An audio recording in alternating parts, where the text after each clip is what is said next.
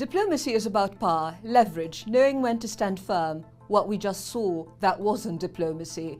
That was a live-streamed humiliation. There sat King Abdullah of Jordan, stiff, blinking like a man who had just walked into an ambush. His hands clenched, unclenched, his gaze darted anywhere but at the man beside him. And who was beside him? Donald Trump, grinning like he had just closed another hotel deal. We're going to take over Gaza, we're going to have it. We, not the people of Gaza, not the Palestinians, not even a fake peacekeeping excuse. We, as in America, as in Israel, as in billionaires and war architects who treat entire nations like monopoly pieces. And the people of Gaza, just an inconvenience, to be moved, erased, shuffled off to Jordan, Egypt, wherever. The details, like human lives, are just logistics. This was Abdullah's moment to push back, to throw his own red lines back at Trump. Instead, he was humiliated into nodding along. A closed-door meeting turned into an unscheduled press conference, an ambush. He sat there stiff, lips tight, while Trump bulldozed ahead with a plan he had publicly opposed. And the second he left, he rushed to Twitter.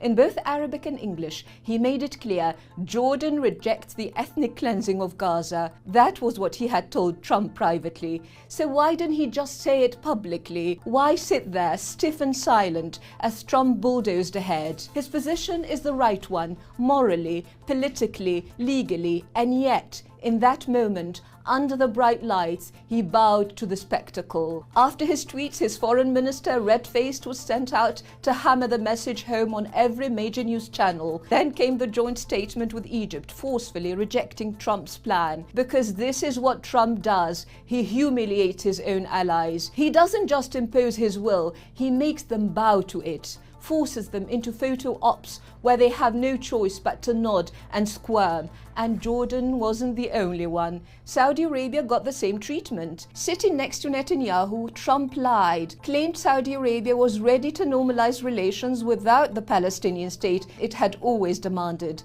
Saudi Arabia immediately denied it. A rare public slap to a US president they once treated as untouchable. Because for decades, US administrations at least pretended to respect their Arab allies. They flattered, they played the game, not Trump. Trump doesn't do subtlety.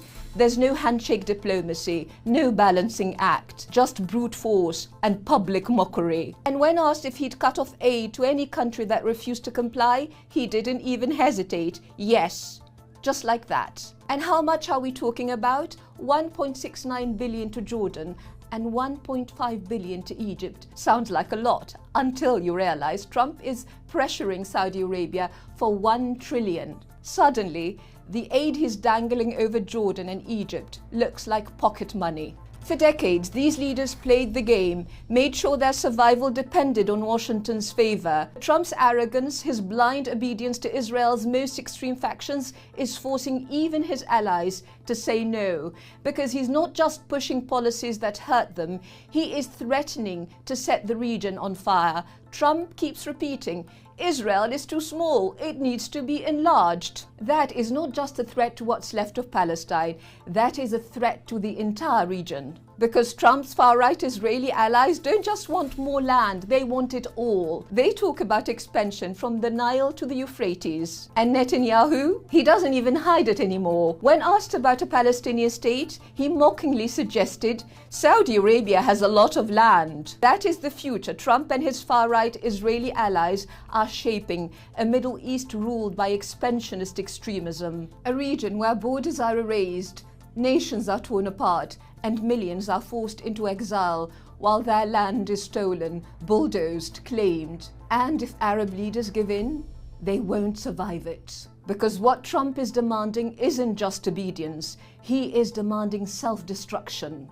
And even his most loyal allies can't afford to give him that. As Thomas Friedman warned in the New York Times, if the Trump administration tries to force Jordan and Egypt to accept Palestinians from Gaza, it will destabilize the demographic balance in Jordan, destabilize Egypt, and destabilize Israel. Similarly, Alistair Burt, former UK Middle East minister, stated that moving Palestinians from Gaza to Jordan is catastrophic to Jordan, not based on reality at all. And as the world warns of disaster, Israel's far-right finance minister, Bezalel Smotrich, just let the truth slip out. Dismissing opposition to Trump's ethnic cleansing plan, he admitted on live TV, no, Gaza is not their homeland. 75% of the Palestinians in Gaza were originally displaced from areas like Haifa, Tabariya, Akka and Yafa in 1948. Well, maybe that's what King Abdullah should have said to Trump. Maybe instead of sitting there